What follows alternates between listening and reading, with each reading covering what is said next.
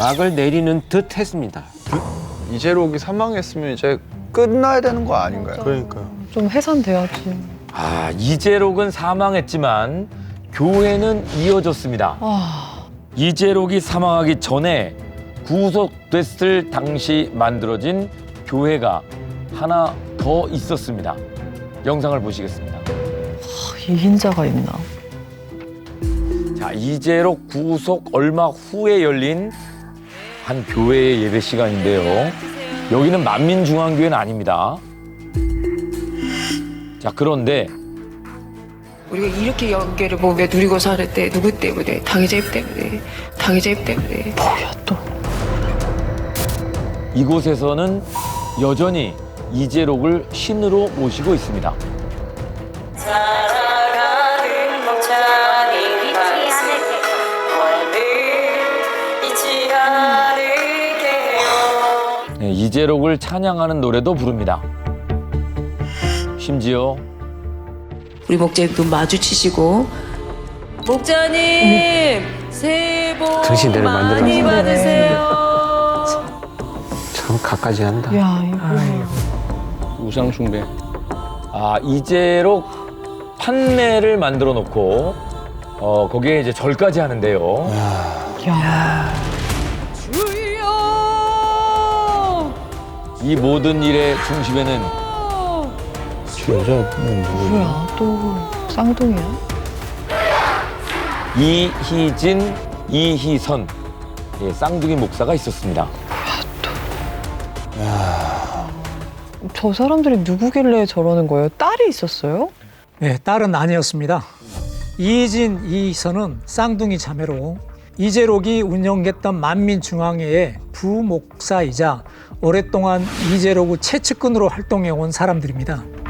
쌍둥이 중 언니인 이희진은 만민중앙교회의 예배와 행사 시 찬양과 율동을 전담하는 예능위원회 위원장이고요. 그들이 만든 자체 방송국 GCN의 총괄국장이었고, 동생 이희선은 만민중앙교회에서 운영하는 지방교회와 남녀 선교회의 총 지도교사였습니다. 근데 부목사에다가 교회에서 굉장히 중요한 역할을 하고 있었는데, 아니 근데 그게 새로 생긴 교회랑 이 쌍둥이랑 무슨 관계가 있는 거예요? 네, 이재록의 성폭행이 드러나고 구속되면서 이후 권력 다툼이 있었던 것으로 보입니다. 결국 만민중앙교회는 이재록의 셋째 딸이 물려받았고, 이 과정에서 쌍둥이 자매는 목자가 고초를 겪는 등 위기 상황에서 철야 기도에 참석하지 않는다는 이유로 교회 내에서 모든 직무를 정지당했습니다. 그러자 쌍둥이 자매는 자신들을 따르는 신도들을 이끌고 나와서 따로 만국교회를 세워서 이재록을 찬양하는 예배를 드리고 있는 것입니다.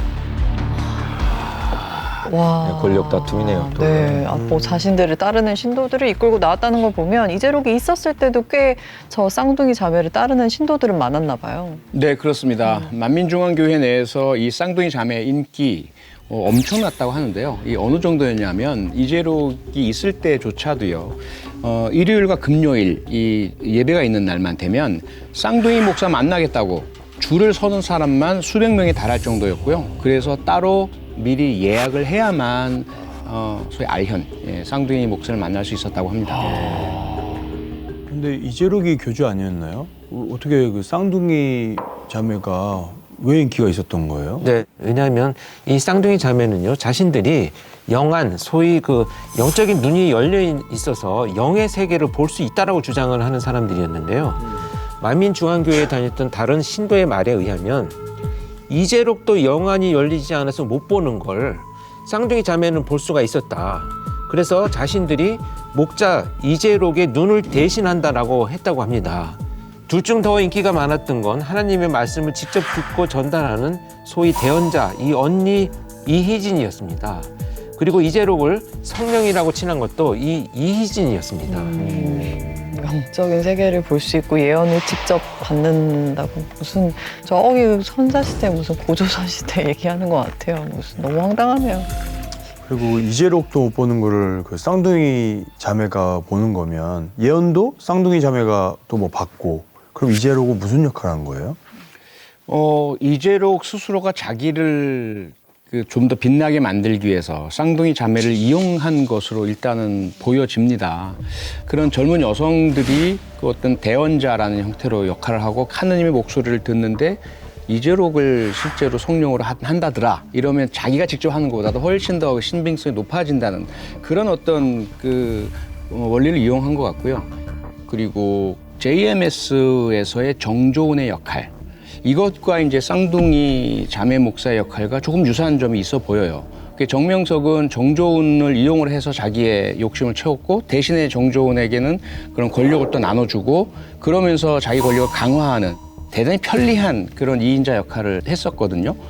이 쌍둥이 자매가 바로 그런 부분 아닐까. 그래서 이재록 입장에서는 자기를 섬길 것이고 자기의 권한이나 권능이나 또는 자기의 어떤 신적인 존재의 역할을 더 강화시켜줄 인물로 봤기 때문에 계속 권력 주고 키워주고 이렇게 됐던 것으로 보입니다. 네. 그러니까 이제 사기 수법을 보면요. 제가 만약에 표창원 소장한테 뭔가 사기를 치려는 의도가 있으면 뭔가 잘한다는 칭찬과 목표를 직접 말하는 게 아니고요. 표 소장이 가장 믿고 신뢰하는 사람을 제가 찾아요. 그 사람한테 가서 표 소장의 칭찬을 계속 합니다. 그럼 전달이 되겠죠. 그러면 훨씬 신뢰도가 높아집니다. 이게 이 사람이 나를 진짜 어디 가서도 이렇게 생각하는구나 이렇게 이제 생각을 하게 만드는 건데 신도들한테 인기가 많게 만들었잖아요. 그러다가 그 신도들이 인기가 많은 쌍둥이 자매들을 통해서 자신을 칭송하는 얘기를 전달 듣는다면 정말 더 훨씬 더 신뢰도가 높아가는 이런 전형적인 사기 수법입니다. 예. 이 이재록을 신으로 만드는데 큰 공헌을 한 쌍둥이 자매의 모습은 여러분들이 지금까지 보신 영상 속에 곳곳에 찍혀 있습니다. 2017년 5월에 경기도 양평군 소재 기도원의 모습인데요.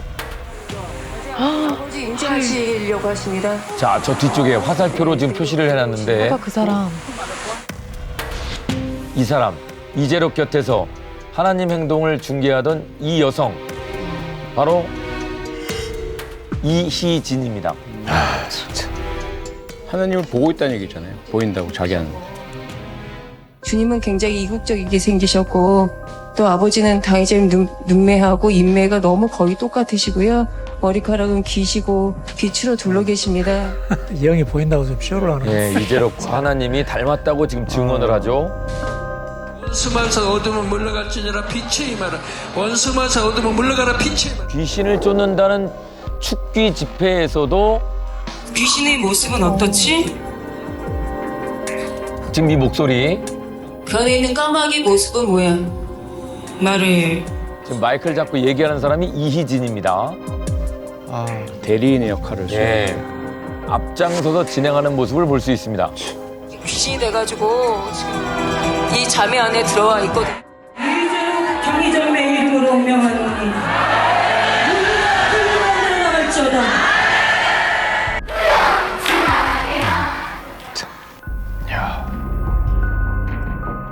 이 쌍둥이 목사는 늘 이재록과 함께였습니다.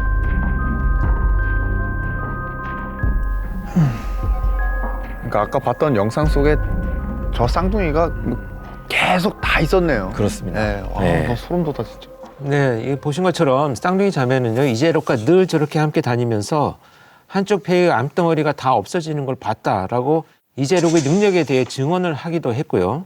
때로는 당회장 이재록이죠. 당회장의 이름으로 명하노니 귀신아 나가라 뭐 이렇게 외치기도 하면서 이재록 대신 기도를 해주기도 했다고 합니다. 자, 이런 쌍둥이 자매의 모습을 본 신도들 아까 제가 말씀드린 대로요 훨씬 더 이재록을 더 신뢰하게 되는 계기가 됩니다. 그러니까 이재록은 그 치료의 권능이 있고 쌍둥이 자매는 뭐 하나님의 말씀을 듣고 뭔가 철저하게 좀 분업화가 되어 있네요. 그렇죠.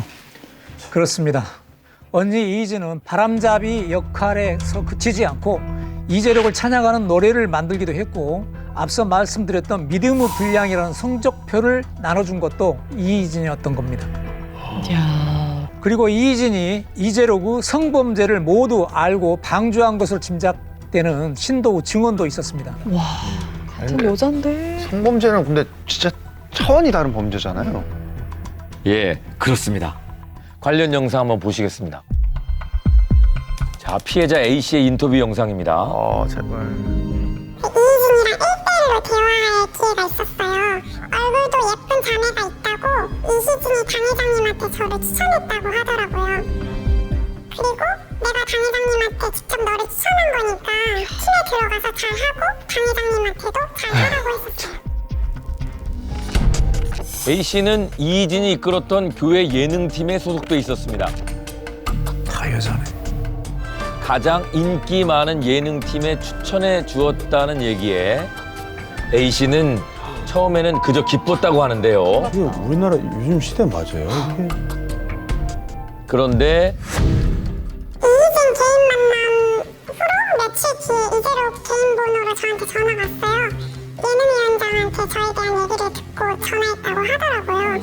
너가 들어오는 팀은 내가 특별히 새 예루살렘 데려가는 팀이라면서 자기와 하나 되어야 한다고 했었어요. 진짜. 이재록은 본인의 아파트로 A 씨를 불렀고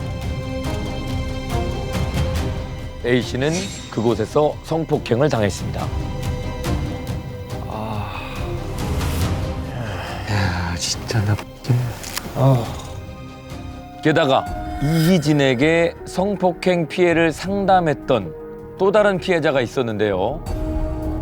이희진 목사하고는 이렇게 상담해 본 적은 없나요? 상담을 2번 정도 했었고요. 네가 예뻐서 그런다. 그리고 하나님이니까 네가 새 예루살렘 가서 하나님의 여인이 되려고 한다. 이렇게 얘기했었어요. 이희진이 그렇게 얘기했어요? 네, 저는 깨끗하다고. 그래서 그냥 공범이네 그냥. 피해자들이 신고를 하지 못하게 이희진이 구슬린 정황입니다.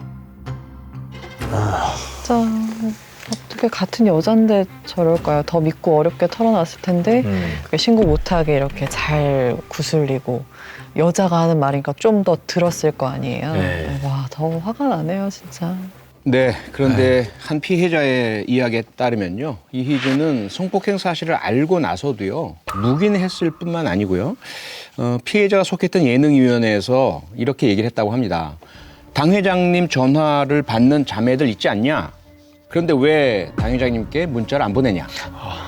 이렇게 이야기하면서 항상 당 회장님에게 잘해야 한다라는 식의 말까지 했다고 합니다. 이 말을 들은 신도는 이 당 회장님이 하라는 대로 원하는 대로 다 해드려라 라는 식으로 받아들이게 됐고 들렸다고 합니다. 잘해야 한다. 근데 또 다른 이제 피해 여성의 증언에 따르면요, 처음에 이재록에게 이제 불려갔을 때 이재록이 옷을 벗어라라는 말을 해서 상당히 망설였대요, 처음에는. 그러자 이재록이 미리 녹음해 놓은 걸 틀어줬는데, 너는 여자를 취해도 죄가 되지 않는다. 이게 누구 목소리냐? 이희진의 목소리. 근데 그것은 대언이라고 했잖아요. 대언자라고 했잖아요. 그렇게 이제 이 녹음을 듣고 나서는 아, 이게 하나님의 뜻이구나. 이 이재록 당 회장님은 여자를 취해도 죄가 되지 않는 분이구나. 그러니까 나는 여기 따라야 되는구나. 이렇게 생각을 해서 의심을 하지 않고 더 이상은 옷을 벗었다고 합니다.